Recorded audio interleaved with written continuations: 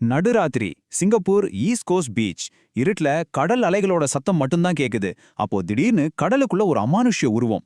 இந்த திகில் விளக்க தொகுப்புல நாம பார்க்க போறது உண்மையிலேயே நடந்த ஒரு மரண பயத்தை காட்டுற சம்பவம். ரொம்ப கவனமா கேளுங்க, ஏன்னா நாம பேச போற இந்த விஷயம் உங்களை அப்படியே உறைய வைக்க போகுது. இரவு 3 மணிக்கு மேல நீங்க மட்டும் திரும்பி பார்க்கவே கூடாது. இது ஏதோ சும்மா ஊருக்குள்ள சொல்ற கதை இல்லைங்க. உசுர வாங்குற ஒரு பயங்கரமான விதி. அப்படி அந்த நேரத்துல அங்க என்னதான் நடக்கும்? வாங்க உள்ள போகலாம். நைட் கேம்ப் 2019 பயத்தின் தொடக்கம். 2019ல நடந்த ஒரு சம்பவம் தான் இதுக்கெல்லாம் காரணம். ஒரு நண்பர்கள் செட் ஈஸ்ட் கோஸ்ட் பீச்சுக்கு நைட் கேம்பிங் போனாங்க. செம்ம ஜாலியா ஆரம்பிச்ச அந்த ராத்திரி அவங்க வாழ்க்கையிலேயே மறக்க முடியாத ஒரு கொடூரமான இரவா மாறும்னு அவங்க கனவுல கூட நினைக்கல. நேரம் சரியா விடியற்காலை 3:03. அந்த பீச்சில் இருந்த உறைப்பனி மாதிரி ஒரு அமைதியை கொஞ்சம் கற்பனை பண்ணி பாருங்க. சுத்தி ஒருத்தர் கூட இல்ல. அவங்க போட்டிருந்த அந்த கேம்ப் ஃபயர் வெளிச்சம் மட்டும்தான் இருக்கு. பின்னாடி கடலால சத்தம் மட்டும் கேட்டுக்கிட்டே இருக்கு. அந்த ஒரு திகலான சூழ்நிலையில தான் அந்த விசித்திரமான சம்பவம் நடக்க ஆரம்பிச்சது. கொஞ்ச தூரத்துல வெள்ளை நேர ஆடை போட்ட ஒரு பொண்ணு, அவங்க ரொம்ப மெதுவா கொஞ்சம் கொஞ்சமா அந்த ஆழமான கடலுக்குள்ள நடந்து போய்கிட்டு இருக்காங்க. யாருமே இல்லாத அந்த நள்ளிரவுல இப்படி ஒரு உருவம் கடலுக்குள்ள போறத அந்த பசங்க எல்லாரும் அப்படியே ஷாக்காய் பாக்குறாங்க. உடனே அந்த குரூப்ல இருந்த ஒருத்தன் எந்த பயமும் இல்லாம சிரிச்சுக்கிட்டே கேக்குறான், ஏய், இந்த நேரத்துல யாரா ஸ்விம்மிங் போறது? ஆனா அந்த சிரிப்பு அடுத்த சில செகண்ட்ஸ் கூட நீடிக்கல. ஏன்னா அடுத்த நிமிஷம் ஒரு பயங்கரமான உண்மையை அவங்க கவனிக்கிறாங்க. அந்த பொண்ணு தண்ணிக்குள்ள ரொம்ப தூரம் போயிட்டும் மூழ்கவே இல்ல. அவங்க இன்னும் அந்த ஆழமான கடலுக்குள்ள நடந்துகிட்டே தான் இருந்தாங்க. ஃபிளாஷ் லைட் வெளிச்சம் ஒரு கொடிய தவறு. இப்போ அந்த குரூப்புக்குள்ள ஒரு இனம் புரியாத பயம் தொத்திக்கிச்சு. இருட்டுல என்னதான் நடக்குதுன்னு தெரிஞ்சுக்க ஒருத்தன் தன் போன்ல இருந்த ஃபிளாஷ் லைட்டை ஆன் பண்ணி அந்த உருவத்தை நோக்கி வெளிச்சம் அடிச்சான். அவங்க செஞ்சதுலயே மிகப்பெரிய தப்பு அதுலாம். அந்த வெளிச்சத்துல தெரிஞ்ச காட்சி அவங்கள அப்படியே உறைய வச்சிடுச்சு. அந்த பொண்ணோட கால்கள் முழுசா பின்னாடி திரும்பி இருந்துச்சு.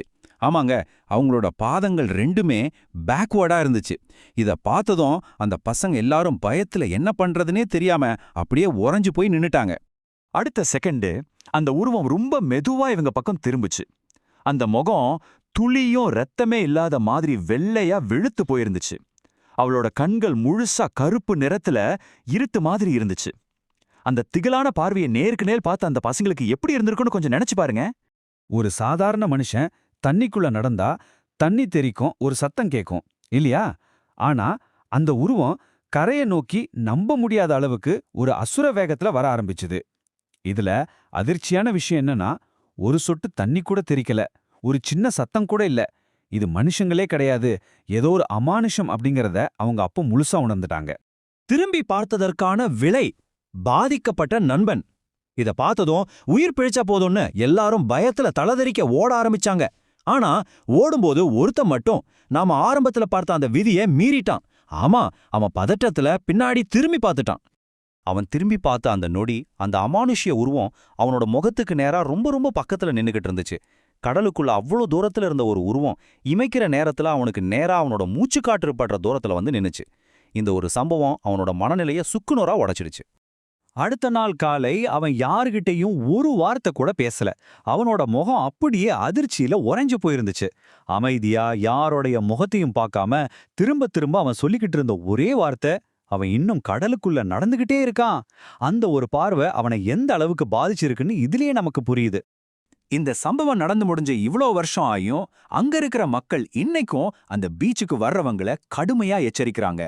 நைட்டு 3 மணிக்கு மேல ஈஸ்ட் கோஸ்ட் பீச்ல நடமாடக்கூடாதுன்னும், அந்த வெள்ளவட போட்ட பொண்ணு இன்னும் அங்கேதான் இருக்காங்கன்னும் ஸ்ட்ரிக்டா சொல்றாங்க. ஃபைனலா உங்களை யோசிக்க வைக்கக்கூடிய ஒரு கேள்வி.